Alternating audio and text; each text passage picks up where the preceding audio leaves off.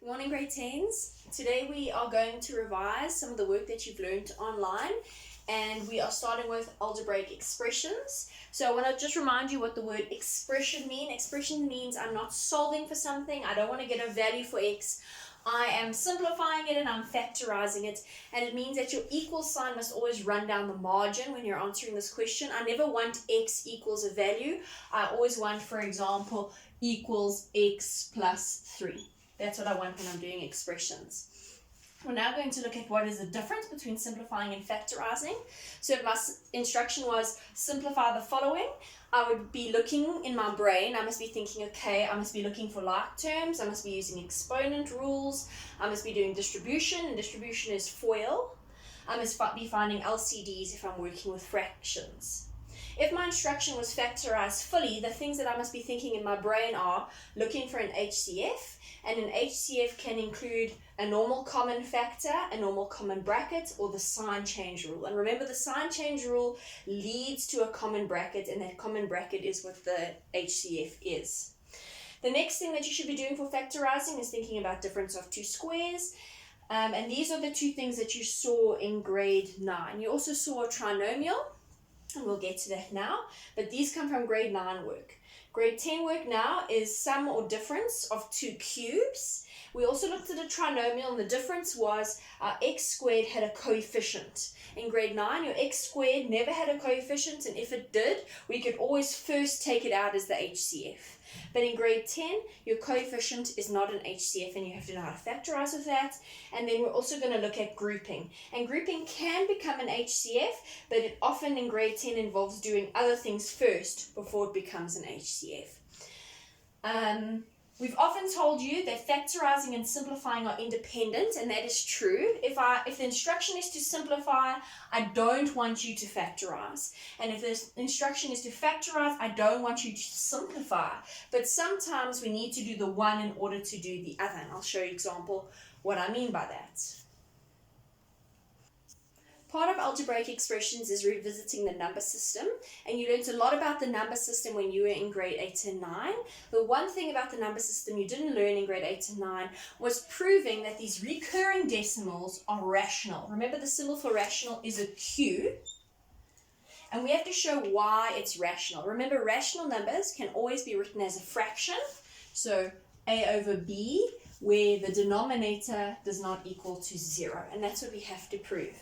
I'm specifically revising this because I know some kids get very confused with this concept. So if I take 0.45 recurring, and these are just steps we do, we let x equal the recurring decimal. And now we play around with this recurring decimal. I'm going to times it by 100 because I see my recurring decimal ends after the tenths, hundredths column. There's the ending. So in other words, this recurring decimal, I hope you know, looks like this. The pattern of 4, 5 continues.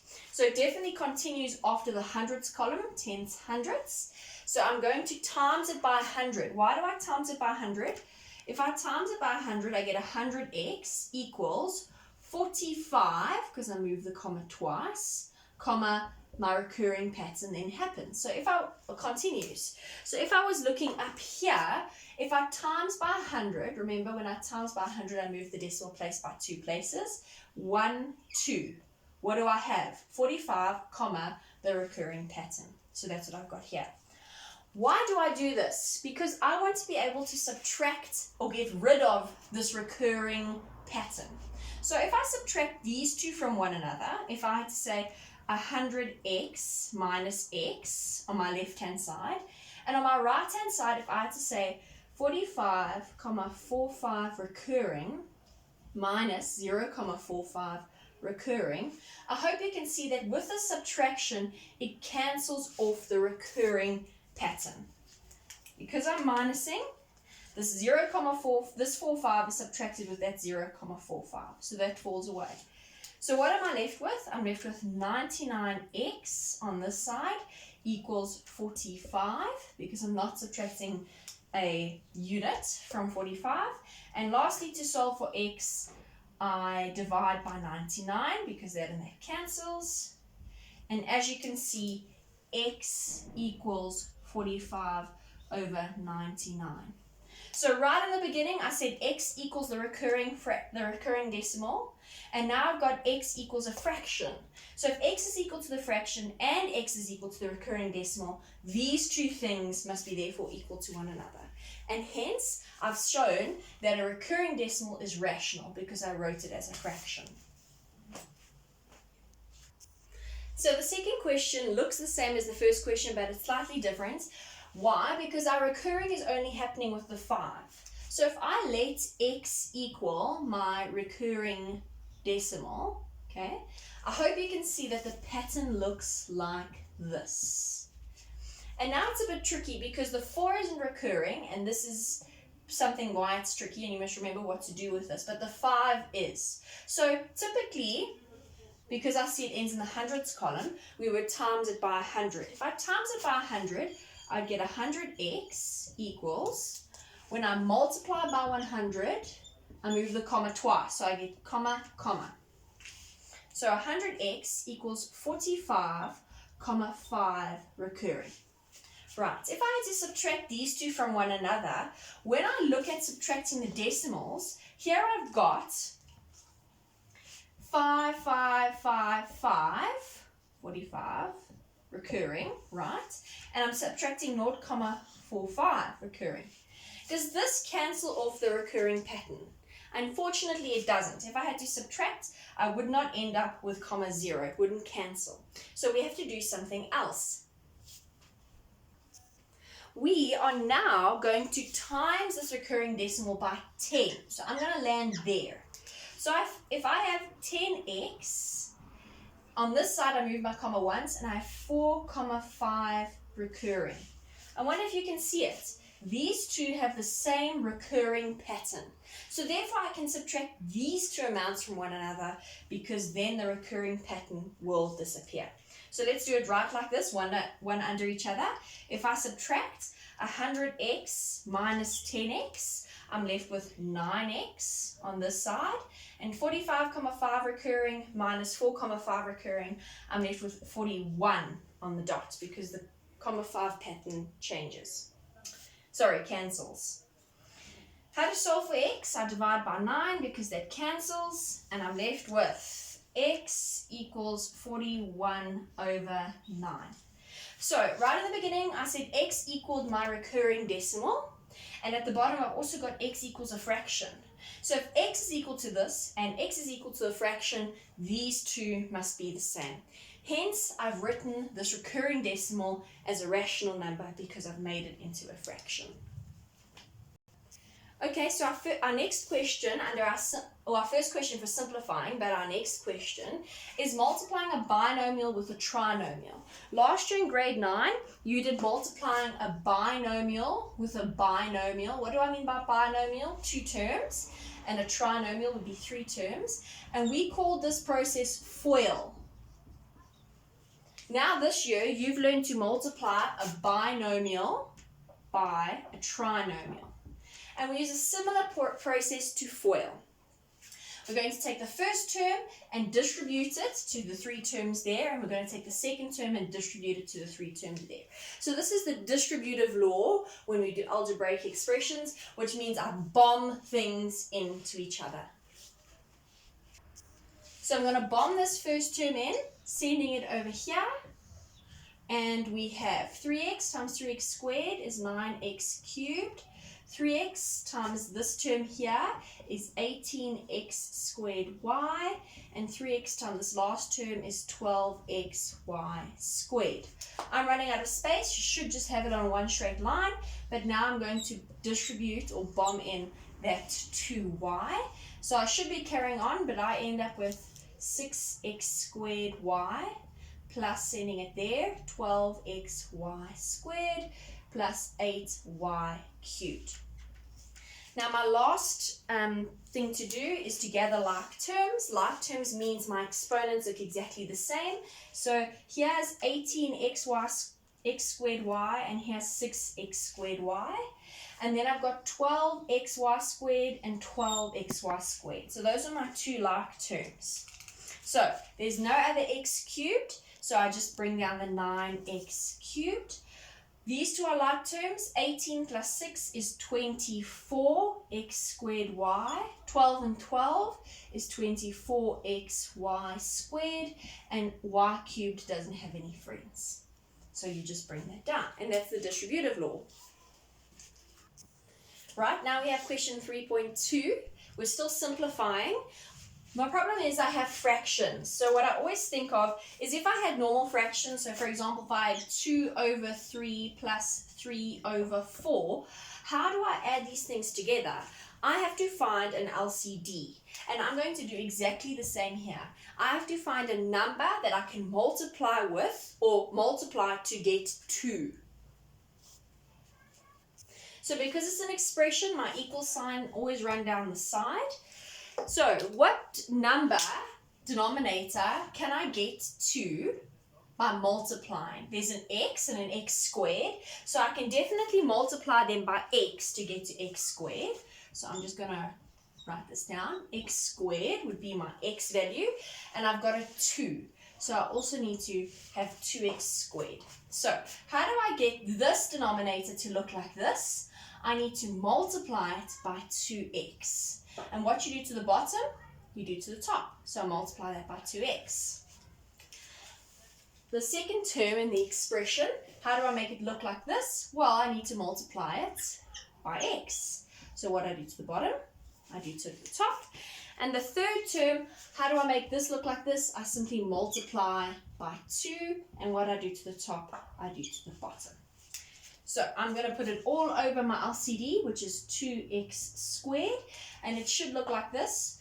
2x times 2x minus 1 plus x times x minus 1 minus 2, 3x squared minus x plus 1. So I've just rewritten this multiplication down. And what does this mean I must do? Distributive law, bombing in. So here I'm going to bomb this in. Here I'm going to bomb this in. And here I'm going to bomb this into all 3 terms. Okay, let's see what we get. So I end up with 4x squared minus 2x plus x squared minus x minus 6x squared plus 2x minus 2. Remember when we're doing fractions, this negative must be bombed into the whole numerator, not just into the first term. Hence why my signs have changed. And this is all over 2x squared. In my numerator, I need to gather like terms. Here's 4x squared plus x squared is 5x squared minus 6x squared is negative 1x squared. Then I've got negative 2x minus x is negative 3x. Negative 3x plus x, plus another 2x is just negative x. And this has no friend, so it comes down as negative 2 over 2x squared. So this is where I do recommend that simplifying and factorizing go hand in hand, because I can't cancel here because I've got a polynomial over a monomial. So I can check to see if I end up with a monomial over monomial, which would mean I would cancel, and then I would need factorizing. Here I could take out a negative, but then I couldn't even do a trinomial because the trinomial doesn't work with that numerator. So that's my final answer. So let me just expand on that concept. When do we mix factorizing and simplifying?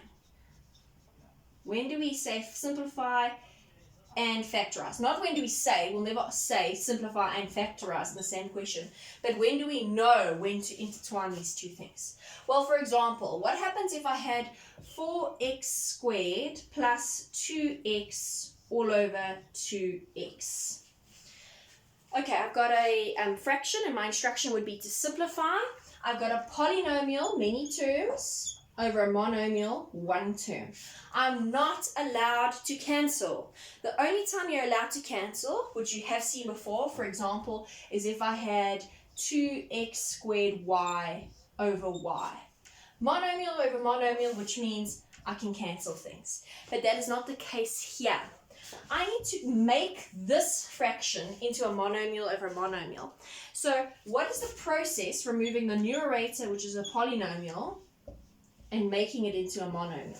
This process here is called factorizing.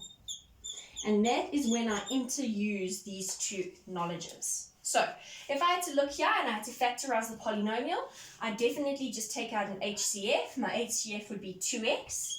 So I take out 2x and I'm left with 2x plus 1 all over 2x. What do I notice? Monomial over monomial. So therefore I can cancel things that look exactly the same. And final answer here would be 2x plus 1. If at the beginning, for example, you'd cancelled this 2x with 2x and you would have ended up with that answer, you can see how completely wrong it is when I compare. So that is when I use these two things together. So keeping in mind what I just explained, do you see that I cannot cancel these ones because it's a polynomial over a polynomial? There's nothing here that I could look at cancelling, but again, even if there were something that looked the same, it's a monomial over a polynomial. I cannot cancel. So I'm going to try and create, first and foremost, monomials over monomials. What else do I notice? I also notice that I've got fractions that I'm subtracting, which means that I need an LCD. Okay, at the top, I'm going to have 1 minus a. At the bottom, how do I factorize that? I hope you can see it. It's difference of two squares. 3a plus 1, 3a minus 1. Right? Negative 2. And look what I'm looking at already. This 1 minus 3a looks very similar to these two brackets. So perhaps we should do sign change. So if I do sign change, this negative would change to a positive. And when I do sign change, I'd have positive 3a minus 1. And how is this helpful? This is helpful because now I can see that what I'm going to aim my denominator to be. So can you see that over here I've got 3a plus 1 and 3a minus 1, and over here I've only got 3a minus 1. What is my LCD going to be? It's going to be 3a plus 1 and 3a minus 1. How come? I can times this denominator by 3a plus 1, and I can times the numerator by it, and it would look exactly the same. So I need to times this by 3a plus 1, and I need to times this by 3a plus 1. So in other words, if I write this out all together, my denominator is 3a plus 1, 3a minus 1, and I have this 1 minus a over there, which I didn't need to multiply with anything, plus distributing, I'm not going to rewrite the whole thing because I'm running out of space. Distributing that in, I have 6a plus 1. Let's just gather some like terms. I've got 1 plus 1, which would be 2. And then I've got negative a plus 6a, which would be positive 5a. All over 3a plus 1, 3a minus 1. There is no way to factorize this numerator, so I can't factorize, I can't cancel because polynomial over monomial, so this would be my final answer. Okay, so quickly looking at this, I'm dividing fractions, and inside here I'm subtracting fractions. So remember, when I'm adding or subtracting fractions, I need to get a common denominator. So that would be the first thing I would do. Common denominator in here and a common denominator in here, so I can add or subtract these three things together. Can you remember what happens when I'm dividing? So if I had 2 over 3 divided by 3 over 2, can you remember what happens? Let's make this 3 over 4. And let's not make that 3 over 4, let's make it 4 over 3 rather. What happens? I'm going to tip and times. Some of you call it keep it, change it, flip it. But tip and times is what I say. And remember, when I'm dividing fractions, change the division to multiply, tip the last fraction. And that's what it becomes. So that's what we're going to do. Make an LCD in both sides so I can subtract, change the division to multiplication. So in the first bracket, my LCD is definitely going to be y. Okay, remember that 2 stands on the imaginary 1. How do I get 1 to look like y? I times it by y, so I times the top by y. So I have 2y minus x all over y. And at this side, my denominator is going to be xy. Okay, why is it going to be xy? Because on this side, I can multiply by y, and I can multiply by y, and I can multiply by x and multiply by x. So I'm left with 2y minus x on that side. I should have put it all over on the same thing. So in other words, over y, I've got 2y minus x. They're not like terms, so I can't minus them from one another. And divided by 2y minus x on this side, xy. So I've just joined these things together with the same denominator. What do I do with this division sign? I change it to a multiply and I flip this. Keep it, change it, flip it. Okay, so I'm multiplying. So remember, when you're multiplying fractions, you can do cross-cancelling. If I had to put brackets around this, I get a monomial over a monomial and a monomial over a monomial. So I'm allowed to cancel things from the top and the bottom that look exactly the same. And any top with any bottom. So I could cancel things at the top and the bottom that look the same, and I can cancel things at the top and the bottom that look the same like that. So what can you see I do? I can cancel those off. Between this numerator and this denominator, can you see monomial, monomial? I can cancel the y's. So because I've cancelled all those things off, what am I left with? X. And that's your final answer. So now our next instruction is to factorize. I'm not going to revise the grade 9 factorizing on this video. I'm sure you've got lots of time to go and look at it. I'm just going to look at the grade 10 factorizing. And the first one is the sum and difference of two cubes. So sum and difference of two cubes. Sum, so I can look at adding or subtracting. Remember when we did dots, difference of two squares, we only looked at subtraction. But with cubes, I can look at a sum and a subtraction. Okay? What is a cube? For example, 64 is a perfect cube because the cube root of 64 is 4. And how is a variable a perfect cube? Because its exponent can be divisible by 3. And that answer would be, if I had to find the cube root of that, x to the power of 4. So sum and difference of two cubes. Please don't forget that my brackets should look like this. If I am adding two cubes, a cube with a cube, x cubed plus y cubed, my brackets look like this. Keep it, change it, always positive. So I kept that sign, I made it different, always positive. And if I had subtraction of two cubes, my brackets would look like this. Keep it, change it, always positive. So remember how it works. You find the cube root of this, which would be x. You find the cube root of this, which would be y. Over here, I take this squared, so that would be x squared. Over there, I take that squared, so it would be y squared. And in the middle, I just multiply them, x, y. And those are my rules for cubing.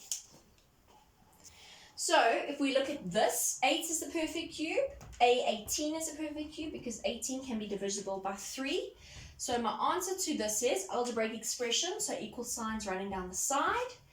Keep it, change it, always positive.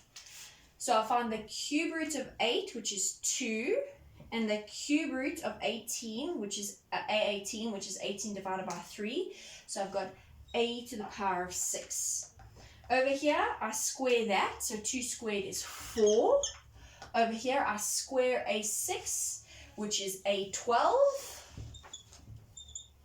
Exponent rules. And in the middle, I multiply 2 times A6, which is 2A6.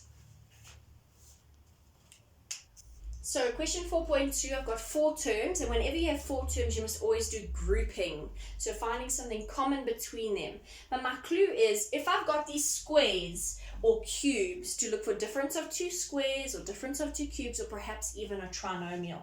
So how I'm going to group this is I'm going to say a squared minus b squared minus a plus b. What do I notice? Difference of 2 squares. Open up 2 brackets, plus and minus.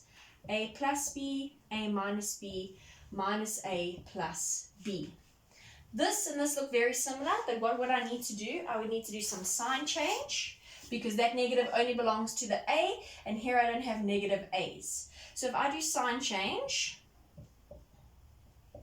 to this, I take out a negative and I'm left with a minus b. What do I notice? Common brackets. That and that is in common.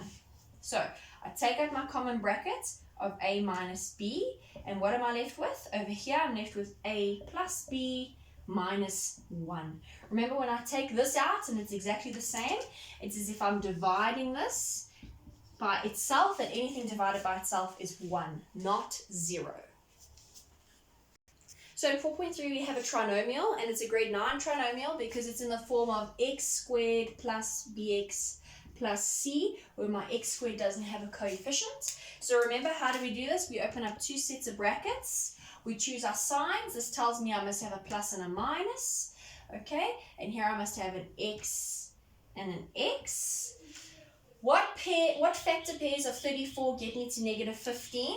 It's going to be negative 17 plus 2, because 17 times 2 gets me to 34, and negative 17 plus 2 gets me to negative 15. What's the change here? The 17 and the 2 go here, but I'm dealing with this y squared.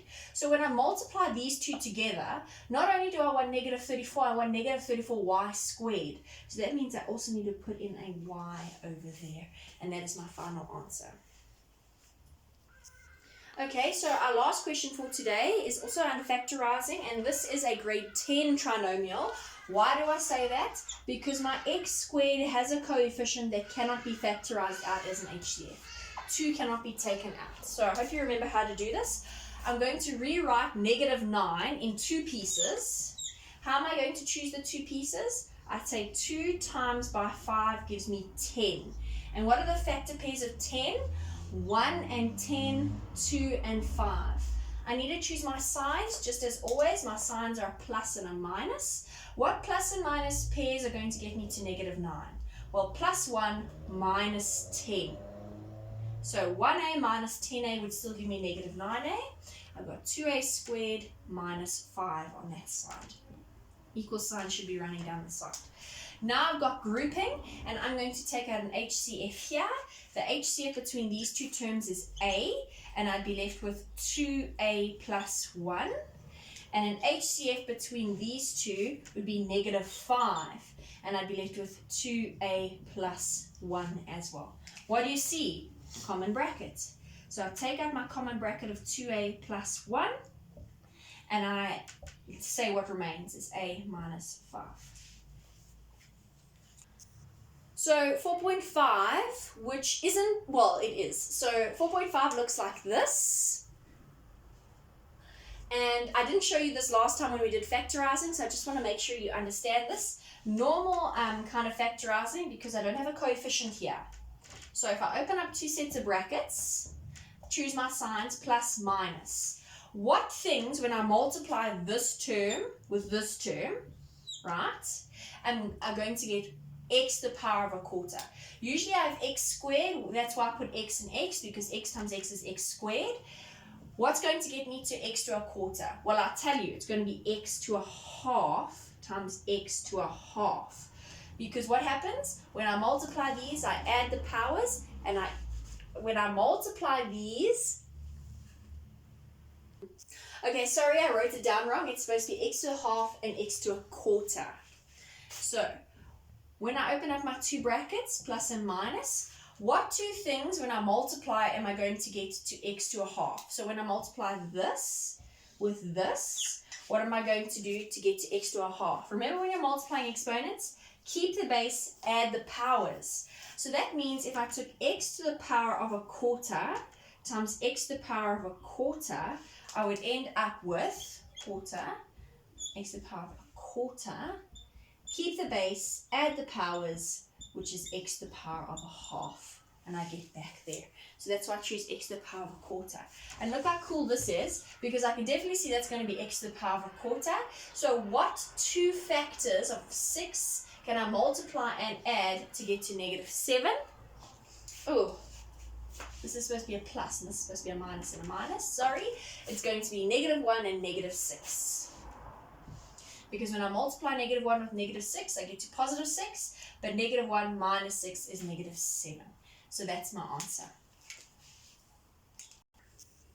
Okay, the last question for today is going to look like this. It's also something I haven't shown you, so I just wanted to make sure you do see it. I've got this 2x, an x, and a nothing. And this is actually a trinomial of sorts. How do we work with this trinomial? We open up two sets of brackets, decide on our signs, plus and plus. What two things, when I multiply together, am I going to get 3 to the power of 2x? Well, it's 3 to the power of x.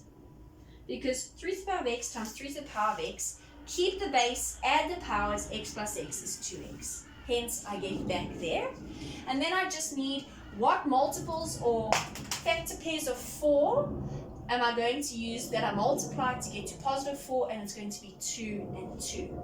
How do I get this 3x? Look here, if I said 2 times 3x is 2 times 3x, and I have this 2 times this 3x, I've got 2 times 3x, and that ends up with the 4 times 3x that I was looking for in the middle. And that's the last question for today. See you tomorrow.